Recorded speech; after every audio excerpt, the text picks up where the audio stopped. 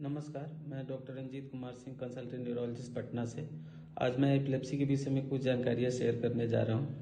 Epilepsy, फरका, झटका, मिर्गी, इन सारे नामों से हमारे समाज में इसको हम जानते हैं। ये एक आम बीमारी है। ये ब्रेन में एबनॉर्मल इलेक्ट्रिकल एक्टिविटी की वजह से होने वाले बिहेवियरल जो चेंजेस मरीजों में देखे जाते हैं, अगर वो बार बार होती हैं तो उनको आमतौर पे हम एपिलेप्सी कहते हैं। जब मरीज को झटके पड़ते हैं तो कब हम एपिलेप्सी बोलते हैं, इसको लेके बहुत सारे अलग अलग वैज्ञानिक तथ्यों के अनुसार हम न्यूरोलॉजिस्ट, फिजिशियन, डॉक्टर्स डिसाइड करते हैं। किसी भी मरीज को अकारण ब्रेन में किसी भी तुरंत न हुए डैमेज की वजह से 24 घंटे के अंदर 2 झटके अगर पड़ते हैं तो उनको हम एपिलेप्सी कहते हैं।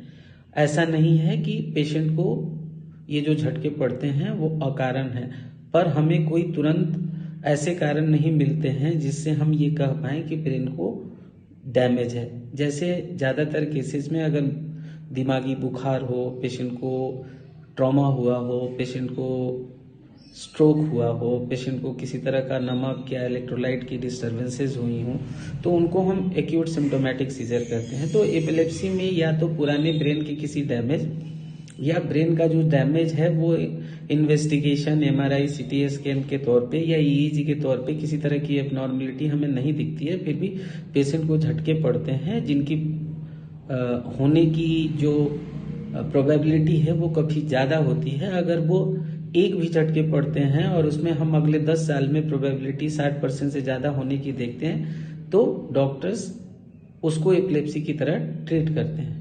एपिलेप्सी के संबंध में काफ़ी मिथ हैं और ये अभी भी सामाजिक बुराई की तरह है, जिसमें मरीज को समाज में बहुत ही सेपरेशन, आइसोलेशन या नेग्लेक्ट का सामना करना पड़ता है। इसको सुपरनेचुरल पावर से जोड़ा जाता है। तरह तरह के सामाजिक तथ्यों ने इसे कर्ज, टोटकन में बदल दिया है। वो आसपास के लोगों में श्राप, भूत का प्रकोप, इस तरह की बातों में पेशेंट के इलाज को डिले किया जाता है। एपिलेप्सी के इलाज में मेडिकल थेरेपी 80 से 90% मरीजों को पूरी तरह से उनके झटकों से फ्रीडम दे पाती है। अगर कोई मरीज अपने लक्षणों को समझता है और वो अगर एपिलेप्सी के केयर के लिए किसी फिजिशियन या न्यूरोलॉजिस्ट को समय पर दिखाता है और दवाइयाँ रेगुलर खाता है तो 80 से 90% मरीज झटके से फ्री रहते हैं।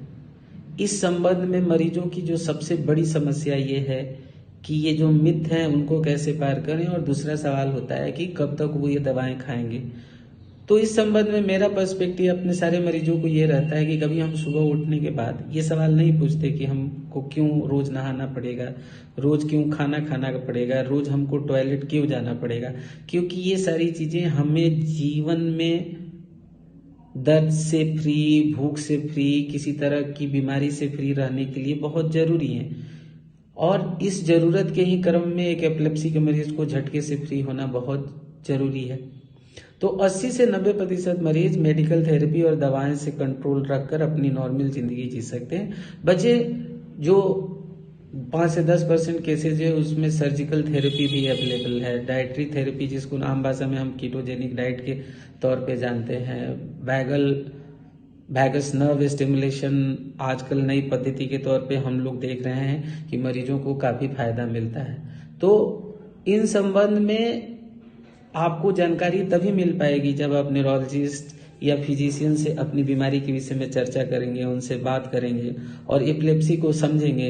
एपिलेप्सी किसी मरीज का कोई यूनिक प्रॉब्लम नहीं है, ये समाज में 1% से ज़्यादा लोगों में पाया जाता है। अगर ओवरऑल वैज्ञानिक तथ्य देखें, साइंटिफिक डाटा देखें तो ऐसे देखने में आया है कि किसी भी आदमी को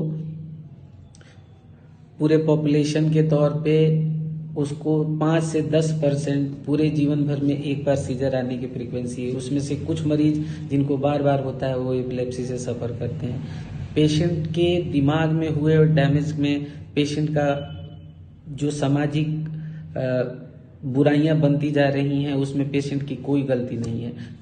जैसे डायबिटीज है, शुगर है, अलग अलग की बीमारियां हैं, थायराइड की प्रॉब्लम है, किसी को ओबेसिटी है, उसी तरह से एपिलेप्सी एक आइसोलेटेड फिनोमेना 99% केसेस में होती है। और वनवंशी के तौर पे जो समाज इसको देखता है उसमें उनके लिए जानने की जरूरत है कि एपिलेप्सी 1 से कम परसेंट में भी अनुवंशिक होती है। सारे केसेस में ये आइसोलेटेड और पेशेंट में आइसोलेटेड इवेंट्स की तरह होता है। तो सारे मरीजों के अभिभावक और इन सब चीज़ों की बुराइयों से मरीज को दूर रखें और उनका ख्याल रखें, उनका इलाज कराएं, सही समय पे मेडिकल एडवाइस लें, उनको फॉलो करें, दवाएं कभी नहीं छोड़ें और इन सवालों को हमेशा एक क्वालिफाइड न्यूरोलॉजिस्ट से ही डिस्कस करें कि आगे हमको क्या करना है, लोगों की कहासुनी में न पड़े।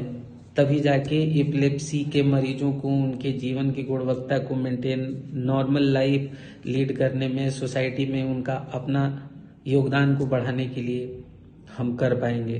तो लेट्स टॉक अबाउट एपिलेप्सी के अवेयरनेस को बढ़ाएं, इसके इलाज के संबंध में ज़्यादा से ज़्यादा लोगों से चर्चा करें और लक्षण मिलते ही क्वालिफाइड न्यूरोलॉजिस्ट या फिजिशियन से इसके संबंध में, इलाज के संबंध में आगे आकर उनसे मिलकर समझें और दवाओं को लगातार खाएं, क्योंकि एपिलेप्सी के इलाज की शुरुआत ही एपिलेप्सी के संबंध में बातचीत से शुरू होगी।